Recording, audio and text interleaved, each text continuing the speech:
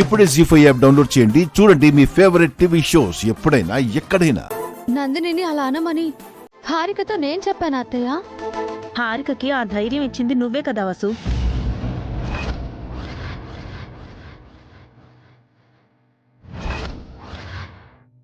నువ్విచ్చిన చనువు వల్లే హారిక నోటికొచ్చినట్టు మాట్లాడుతుంది వసు.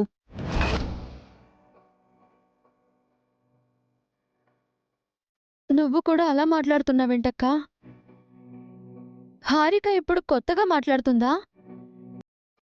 అది ఎలాంటిదో తెలిసి కూడా నువ్వు వెనకేసుకొస్తున్నావు.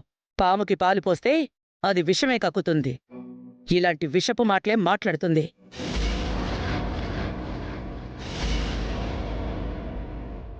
హారికను నేను కంట్రోల్ చేస్తానత్తయ్య.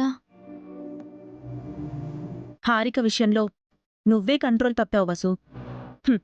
ఇక తననేం కంట్రోల్ చేస్తావు?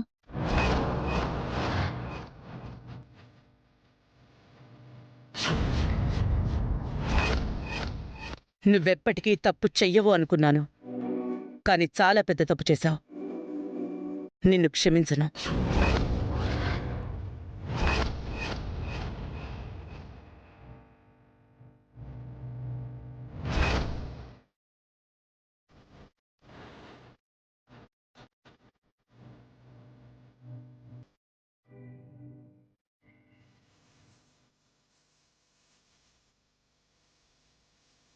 చెయ్యని తప్పుకి హారిక శిక్ష అనుభవించకూడదు అనుకున్నానక్క.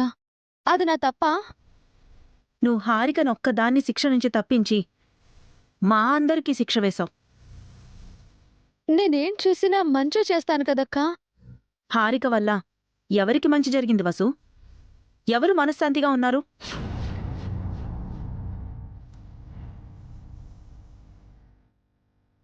అది తెలిసి నువ్వు తప్పు చేశావంటే నిన్నేమనాలి? హారిక కూడా మనలాంటి ఆడపిల్లే కదక్కా. అనవసరంగా తన మీద నింద పడితే. నందిని కూడా హారిక లాంటి ఆడదే, పెళ్లి కావలసిన పిల్ల. తన మీద నింద పడితే నీకు సంతోషం అవసు?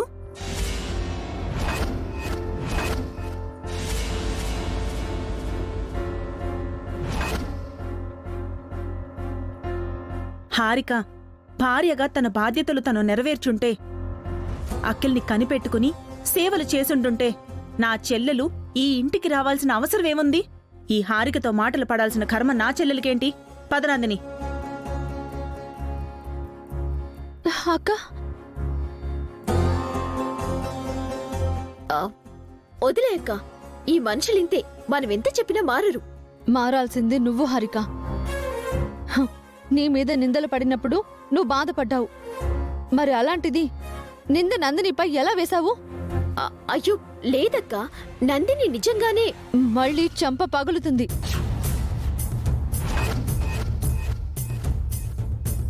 ఇక నుంచి నువ్వు ఇంట్లో గొడవలు చెయ్యకూడదు, అర్థమైందా?